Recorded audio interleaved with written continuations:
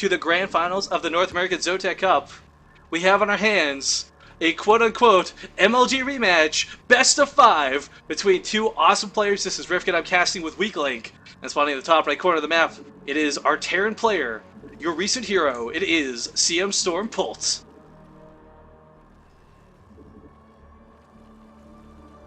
And in the top left corner of World 1, we have in the red trunks, in Team Quantic. He is your Korean Zerg player, recently getting second place at MLG, Hyun. And Dave Tank said it best in chat, two StarCraft 2 ballers crashing nuts out against each other. Alright! Let's get it on. But more importantly, kind of an interesting news is that Hyun recently was streaming shortly after MLG, and he was at the Quantic Gaming House. So that is something that is relatively new along those lines, is that Hyun is, I don't know how long he'll be there, but it should be both players are playing from NA, so you don't even need to worry about any questions about lag or anything like that. Yeah, and there's two things I want to point out here too. First off, someone asked in chat, do we do this for free? Guys, we don't even have commercials here on Twitch. We're not partnered. We do this because we freaking love it. And, you know, you get games like this, the best of the best type thing. But I want to point out something, another key factor. The last time these guys squared off, we made jokes about the MLG and stuff. That's a really high-pressure, high-intensity situation where you've got a crowd staring at you. You might not be able to hear them, but you see them from the booth. Right now, they're both relaxed, at home. They're in a much better spot and position, I feel, for like taking on a match like this. And I'm really curious to see if the nerves were an effect or not at MLG. I mean, if Hyun pulls off some crazy upset of a win, maybe so. I don't know. We'll have to wait to see how this series plays out. But I want to point out, Polt's TVZ lately has been phenomenal. And I don't mean just Hyun, and I don't mean any other person in particular, but in general, Polt has not been dropping maps, guys, for the last, like, 9 weeks in ZOTAC to any Zerg players. Yeah, Polt's just, I don't know what caused it, but he just kind of like completely changed and became, like, he was good. He was one of the best Terrans that around, and everyone knew that. But then he ascended to godlyhood. Yeah, it's like, now he's getting talked about within realms that are, we talk about normally GSL Codes finalists currently, which happen to all be Kespa Terrans. So, apparently, Polt figured it out and went to the US and just started performing.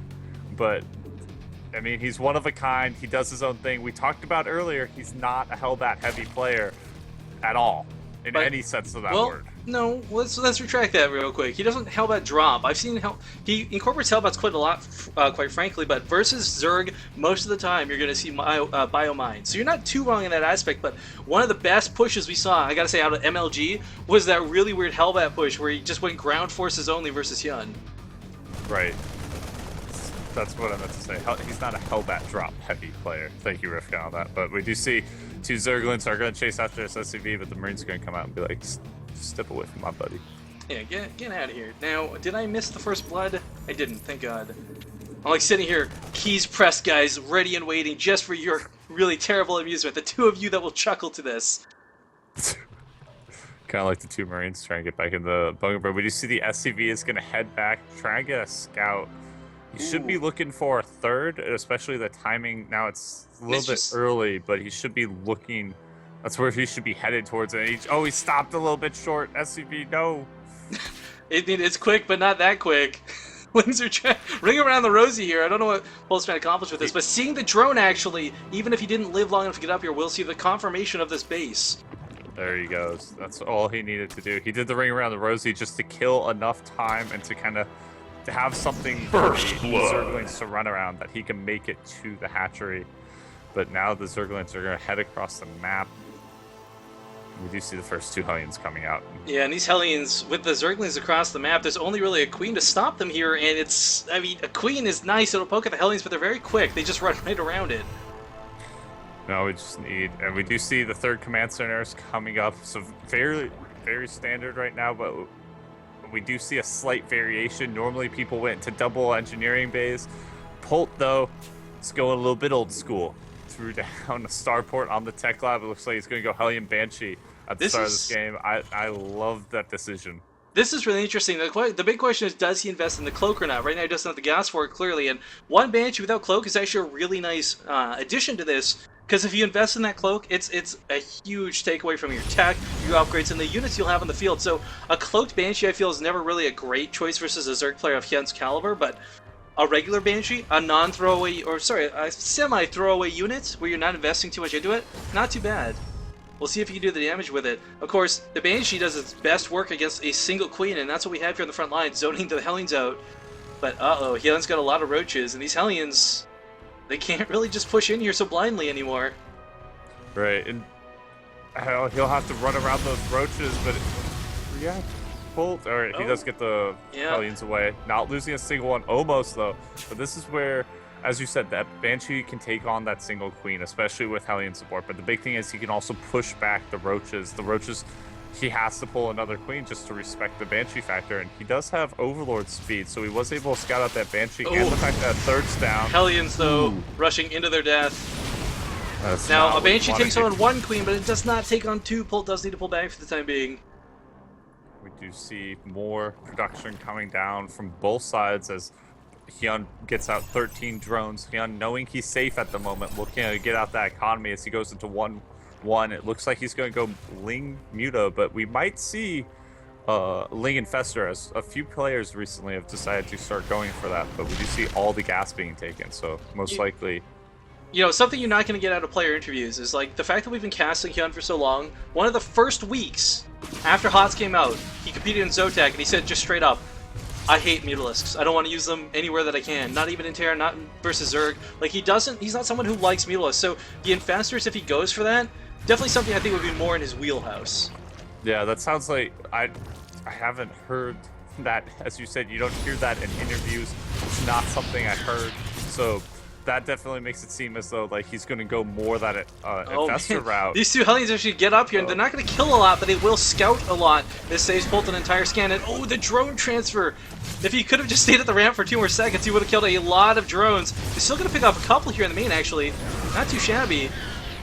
Getting 3 drones as he throws away these Hellions, kind of their last gasp of breath. Got a nice scout off though. He was able to see a lot of the base along the lines of gases, how much gas he's taken, especially now that he's scanned. This is unfortunate. Polt is one of those players. He makes a Viking first out of Starport before Medivacs to go around and clean up Overlords, but he just flew over 2 queens, and that Viking that would normally have 7 kills on it, no more. Got 2 kills and died.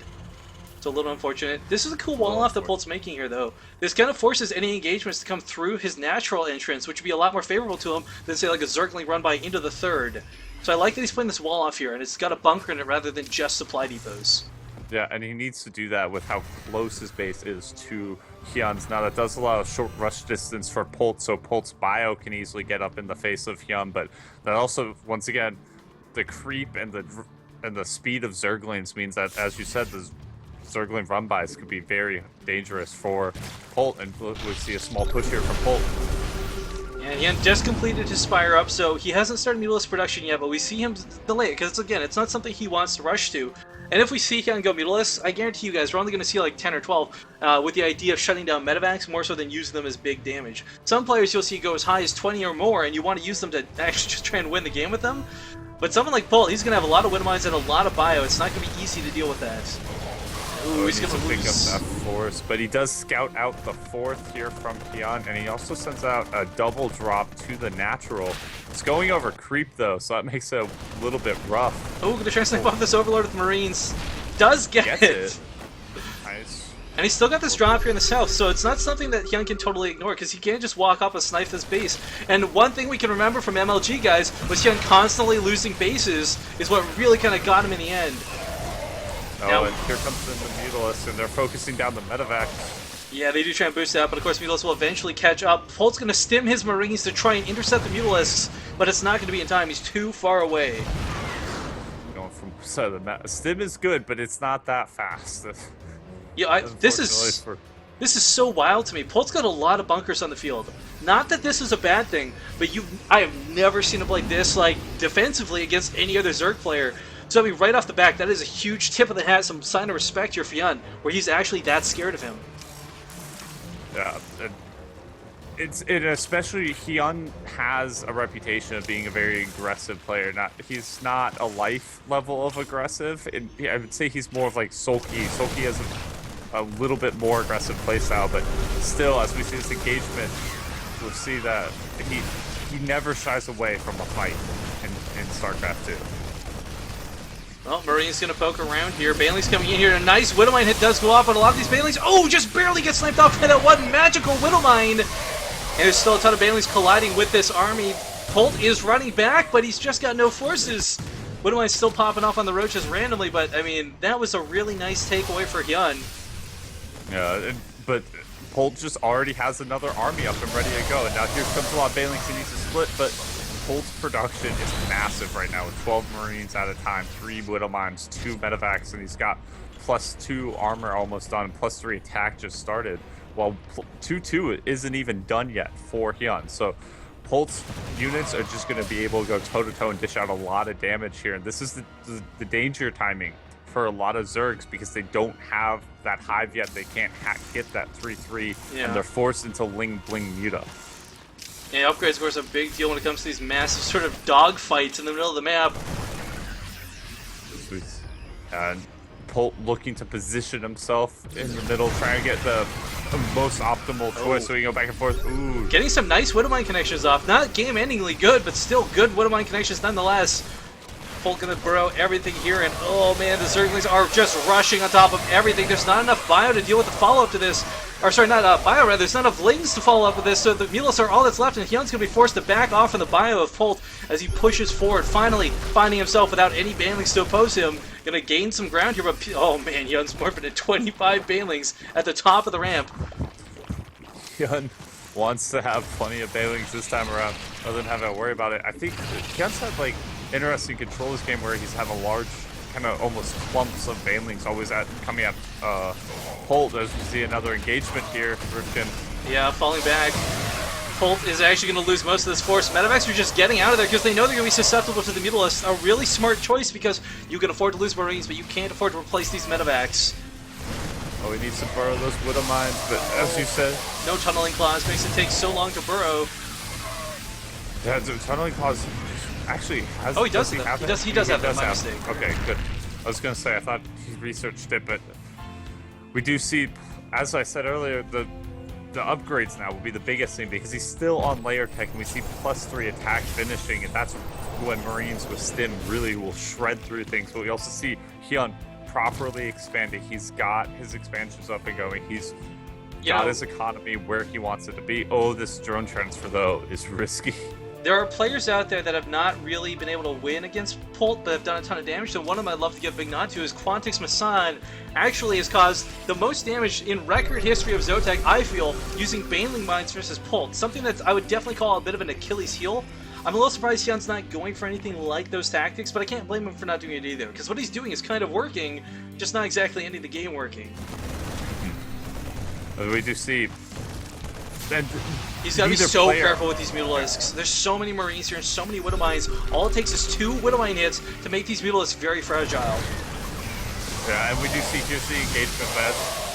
Oh, and those Mutalisks are like dancing on the verge of death. Yeah, it's not safe for them to go in. Like the Widowmines, or sorry, the Banelings are doing a ton of damage, but not enough for them to go in. And oh yeah, a couple of awkward Banelings do go forward. Some beautiful connects, but there's so many Widowmines and a big follow-up. He's throwing away all the Banelings that he needs. He's going to be forced to fall back once again. But of course, being Hyun, he's got so many Banelings on the field, he's got some to spare. Yeah, and there was a push to drop at the north that wasn't able to take out the fourth or do any economic damage at all. Hyun having a good placement of Lings and Bailey to get the immediate overboard spread he has right now. Oh, Curtis, Skype's going all robot at me. I may have to ninja call you back if it does that again, but for the time being, we'll try and tough it out. But Marines in the middle of the field with those, I mean, look at all the armor upgrades. We even got building armor on the way here for Polt. I mean, this is that's when you know you've got gas to spare. Yeah. Polt making sure he gets all the upgrades needed for this game. We do see, once again, those Mutas just trying to dance back and forth, see if they can pick off a Medivac here and there. Banelings are still poking forward. We got these Widowmines doing what they can, but of course the Overseer allows them to get picked off. A nice... Oh my god! All these Mutas have like 2 health left on them! They are going through that regen phase, but this is when Polt needs to strike. Hyun can't use his Mulas at all, or he's going to lose every single one of them. But of course, Polt can't be too overzealous either. These Marines are very susceptible to all the Banelings that are still left on the field. Mulas have not quite healed up enough for Hyun to really go in, but he can't not use them, because these Banelings, oh god, these Banelings hatch are going to collide. A beautiful split out of Polt at the very last second to go. And these Mutalisks, man, that regen is ridiculous. Already at half health.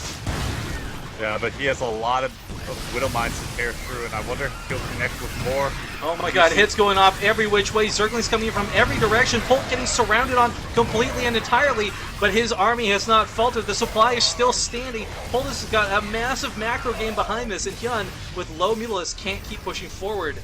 This has been a war in the middle of the map. Neither player going towards bases. Workers killed are very minimal, but look at the resources lost at this point. And a lot of this is Hyun throwing those Banelings away. They're doing the damage they need to, but Banelings, of course, can only be used once, sadly. Sadly, yeah. Unlike Widow Mines, as we've seen from Polt's Widow Mine connections have been super effective this game. That Mutalist did not belong for this world.